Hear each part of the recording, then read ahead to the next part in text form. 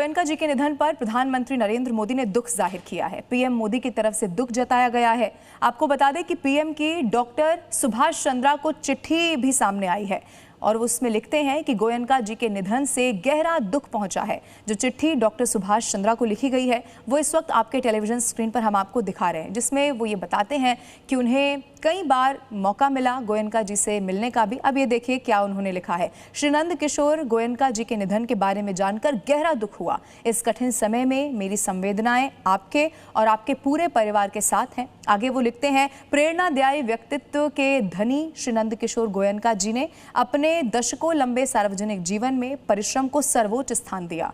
आगे वो लिखते हैं, पारिवारिक व्यवसाय के मार्गदर्शक के रूप में उन्होंने अपने आदर्शों और कर्मनिष्ठा से समूह की यात्रा में योगदान दिया।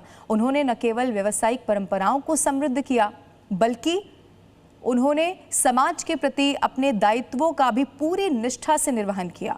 राष्ट्रीय स्वयंसेवक संघ की सेवा, संगठन और राष्ट्र प्रथम की भावना से प्रेरित उनका जीवन सादगी और लोक कल्याण की भावना का एक बड़ा उदाहरण रहा है, ये भी प्रधानमंत्री लिखते हैं। आगे वो लिखते हैं कि ये मेरा सौभाग्य रहा है कि मुझे उनसे कई बार मिलने का अवसर मिला और उनका आत्मीय व्यवहार सदैव मेरी स्मृति में रहेगा। उनका जाना समाज के लिए एक अपूरणीय क्षति है, ये प्रधानमंत्री ने इस चिट्ठी में लिखा है।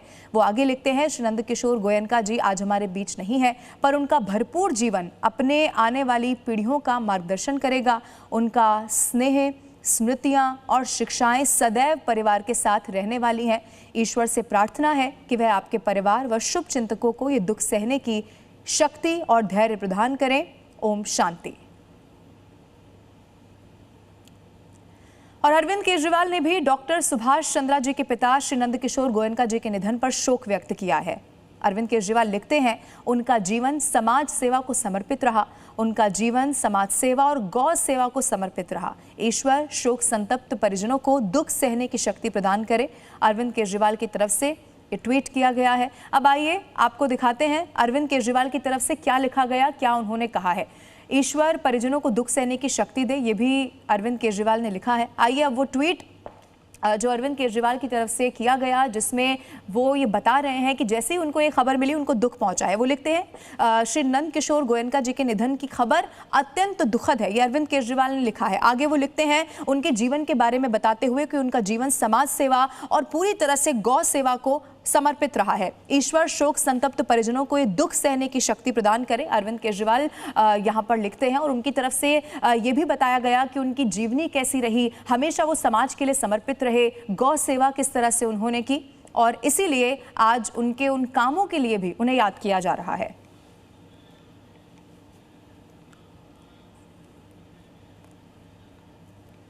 और देखिए, जैसे ये खबर सामने आई है, राजनीतिक गलियारों में भी इस वक्त शोक की लहर है। प्रधानमंत्री की चिट्ठी हमने पहले आपको दिखाई, अब और क्या कुछ कहा गया है, समित भट्टाचार्य ने क्या कहा है, अब वो आपको दिखाते हैं।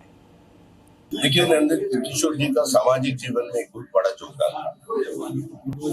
उनका जो सुपुत्र है, आज का दिन सिर्फ उनके दुख का दिन नहीं है, जो भारत की उत्कर्षता दुनिया के सामने उजागर करने का और पीढ़ियों को बाद पीढ़ियों जनाने का एक प्रयास किया है, उसमें से एक। पूरे हरियाणा में, उत्तर भारत में हिंदू समाज के सनातनी मूल्यों के आगे बढ़ाने के निमित्त जिस प्रकार का उन्होंने काम किया है, विश्व हिंदू परिषद और संघ के कार्यकर्ताओं के लिए वो बहुत बड़ा प्रेरणा का स्रोत रहे हैं। और प्रभु श्री राम से यही विनती करते हैं कि उनको अपने श्री चरणों में स्थान दे और उनकी आत्मा को मोक्ष प्रदान करें। और आइए अब आपको सीधा हिसार लेकर चलते हैं। हिसार, जहां पर अंतिम दर्शन के लिए गोयनका जी का पार्थिव शरीर रखा हुआ है। हमारे सहयोगी अमित भारद्वाज इस वक्त वहीं पर मौजूद हैं। अमित से जानते हैं। अमित, चूंकि समाज से जुड़े हुए लोग, चाहे अब राजनीतिक गलियारों की बात की जाए या कोई भी, जिसने भी इस खबर को सुना, एक गहरी क्षति पहुंची है और ये दिख रहा है कि अब आखिरी दर्शन करने के लिए तादाद में भीड़ पहुंच रही है। अमित,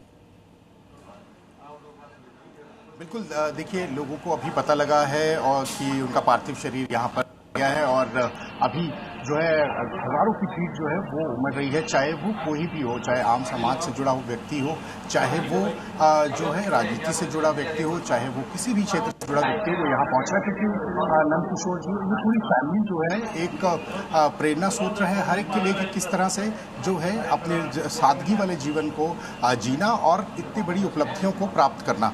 हमारे साथ परिवार के भी कुछ आपको तस्वीरों में दिखा देते हैं। पीछे आप हमारे ये यहाँ पीछे पार्थिव शरीर रखा हुआ है और सब लोग जो है उनकी यहाँ पर दर्शन करने आ रहे हैं। थोड़ा सा आपको तस्वीरों में हम दिखा देते हैं। तो ये आपको तस्वीरें दिखा रहे हैं, आप तस्वीरों में देख रहे होंगे कि लोग आ रहे हैं और दर्शन कर रहे हैं। परिवार के लोग भी जो है वो सभी यहाँ पर पहुँच गए हैं और बैठे हुए हैं और परिवार के काफ़ी नज़दीकी हैं, उनसे बात कर लेते हैं। सर क्या कहेंगे? देखिए, बाबूजी का हमें हमेशा ऐसे संस्कार मिलते थे कि गौ सेवा करनी है और कोरोना काल के अंदर हम गौ सेवा करते थे बाबूजियों के साथ में और बाबूजी का इतना उत्साह रहता था। अगर वो धाम का विकास देखें, और मैं बतौर एज ए हरियाणा का सरपंच एसोसिएशन का पूर्व प्रधान रहा, मेरा नाम आजकल टीएमएन सोमेश सरपंच के नाम से है। तो आप ये देखो कि हमारे पूरे हरियाणा सरपंच एसोसिएशन ने आज शोक व्यक्त किया है और गांव 6500 हरियाणा में है। प्रत्येक गांव में कोई ऐसा आदमी नहीं है जो ये न जानता हो कि आदरणीय बाबूजी स्वर्गीय नंदकिशोर गोयनका जी का नाम न जानता हो। इनका इतना बड़ा हरियाणा के प्रत्येक गांव में एक बहुत बड़ा नाम था।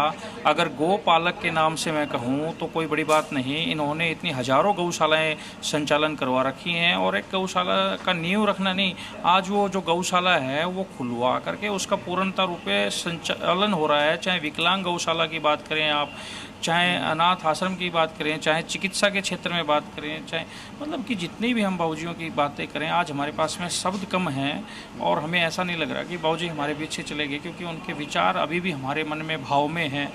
भले ही आज हम दुखी हैं लेकिन बाबूजी के विचारों की वजह से हमें हौसला मिल रहा है।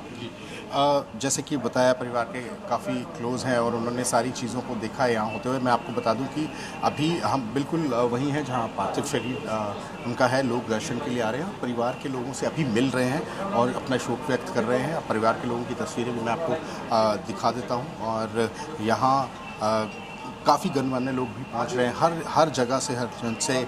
सर क्या नाम है सर आपका? मैं CR गोयल, राष्ट्रीय महामंत्री अग्रवाल विकास ट्रस्ट। जी क्या कहेंगे? मैं तो यही बात कहूँगा, इन जैसा दानवीर गौ भगत पूरे हिंदुस्तान के वर्ल्ड के अंदर मिलना बहुत मुश्किल है। इन्होंने अग्रवाल के अंदर 35 साल से जो सेवा की, उस पवित्र भूमि को हिंदुस्तान के कोने कोने में वर्ल्ड के अंदर अग्रवाल का नाम चमकाया, ये कोई छोटी बात नहीं। अग्रवाल के अंदर इन्होंने तन मन धन से पूरे इलाके के अंदर महाराज अग्रसेन का नाम विश्व के अंदर जो अग्रवाल धाम 5वां धाम है वो इन्हीं की बदौलत है।